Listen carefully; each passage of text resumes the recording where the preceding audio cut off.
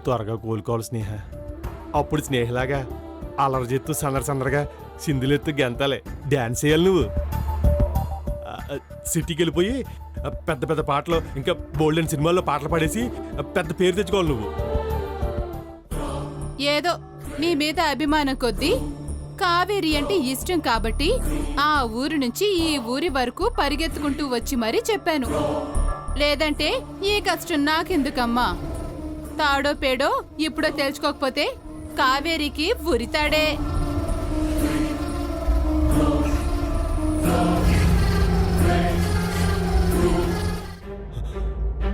ఈ ప్రతి అడుగులోనూ నేను తోడుంటాను. నీ చెయ్యి ఎప్పటికీ వదలను స్నేహ, ఎప్పటికీ వదలను. ఈ నాయుడు బాగుండగా నీకేం భయం లేదు. నువ్వు నా భార్య స్నేహ.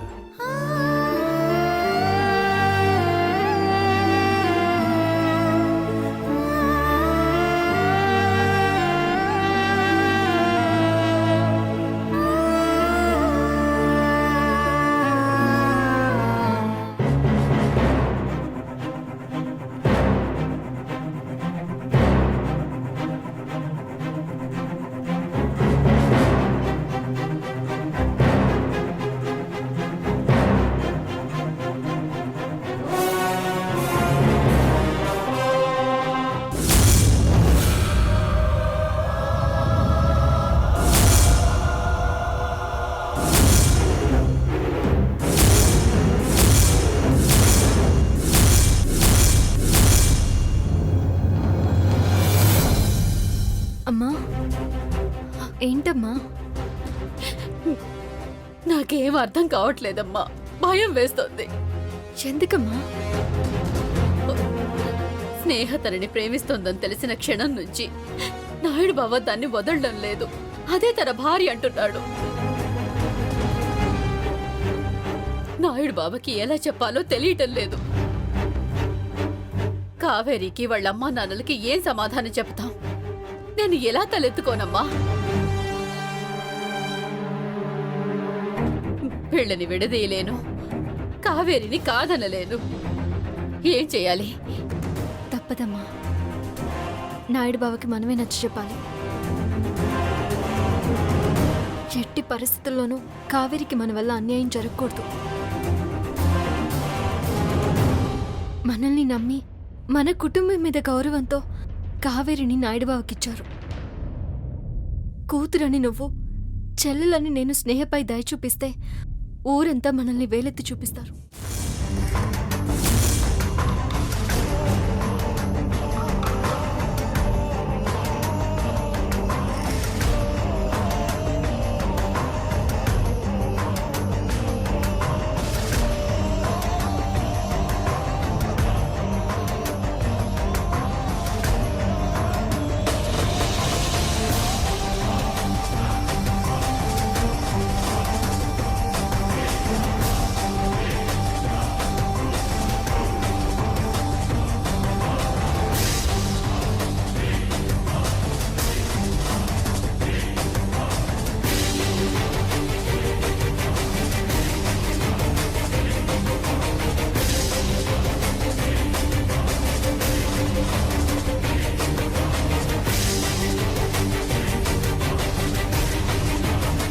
మాటెత్తున్నాను అత్తయ్య.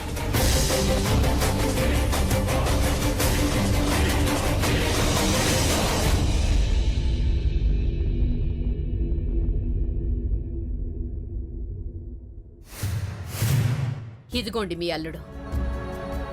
కావేరిని పంపిస్తే ఇద్దరిని తీసుకెళ్ళిపోతాను. చాలా సంతోషం అమ్మా. మీ గురించి తెలిసినా తప్పుగా మాట్లాడి బాధ పెట్టాను, నన్ను క్షమించండి.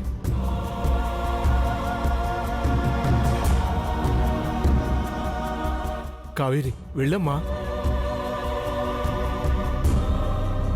ఆగు కావేరి. ఇంకా ఏంటండి? మాటిచ్చాడు కదా. మీకు మాటిచ్చారు. ఆ మాట మేం కూడా నమ్మాలంటే మా ఇంట్లో దేవుడి మీద ప్రమాణం చేయాలి.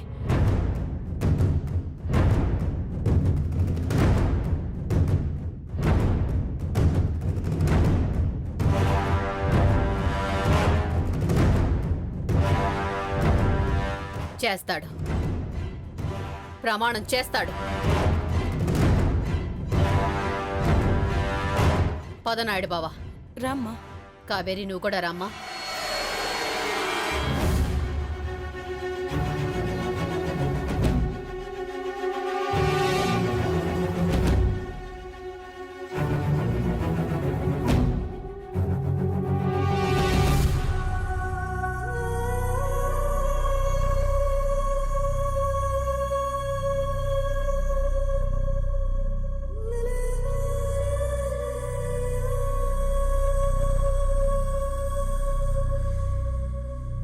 ప్రమాణం చెయ్యి నాయుడు బావా. దైవ సాక్షిగా కావేరి నీ భార్య అని, తన చెయ్యి వదలనని ప్రమాణం చెయ్యి.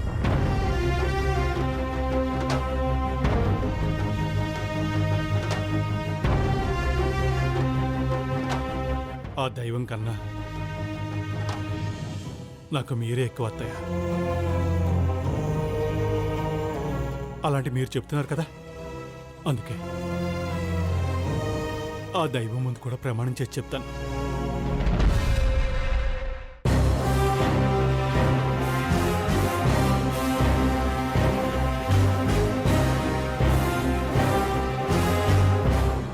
దైవ సాక్షిగా ప్రమాణం చేసి చెప్తాను.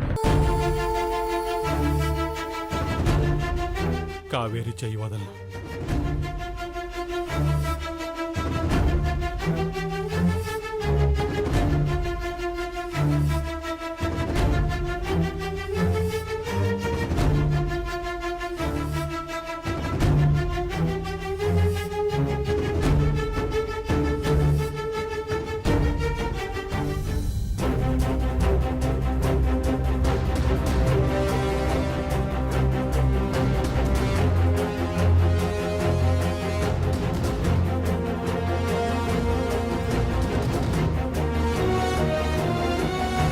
ఈ రెండు చేతులు ఎప్పటికీ విడిపోవు. మీకు సంతోషమేనా?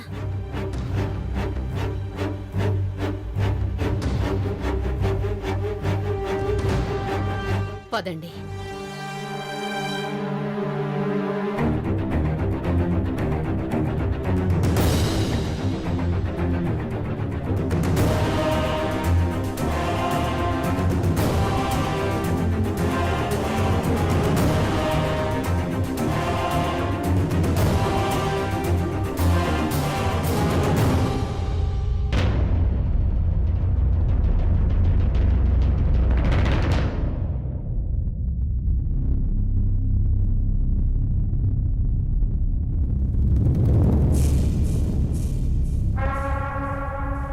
చెప్పాను అత్తయ్య, నేను చెప్పింది చెప్పినట్టే జరిగింది చూడండి. అవునమ్మా, ఇదంతా నీ పుణ్యమే. మీ మాట విని పెద్దావిడిని కాస్త ఎక్కువగా బాధ పెట్టావమ్మా. కానీ ఎంత మంచి ఫలితం వచ్చిందో చూశారు కదా మావయ్య గారు. మీరిలా చెయ్యకపోతే మీ అల్లుడు మీకు దక్కేవాడే కాదు. ఆయన అలాగే అంటారులేమ్మా. నువ్వు నిజంగా మా ఇంటి దేవతవి. నేనెత్తిన పాలు పోసి నోట్లో చక్కెర పోయాలి. ఇంటికి వెళ్ళాక మా అమ్మాయిని అల్లుడిని ఒక కంట కనిపెడుతూ ఉండమ్మా. నమ్మడానికి లేదు. కావేరీకి ఏ కష్టం వచ్చినా మేం తట్టుకోలేం. అయ్యో, మీరు మళ్ళీ చెప్పాలా? కావేరిని కంటికి రెప్పలా చూసుకుంటాను. కష్టాలు ఏవైనా ఉంటే నా ఆడపడుచు స్నేహకుంటాయి. ఇక దానికి సుఖమన్నదే ఉండదు, ఉండనివ్వను.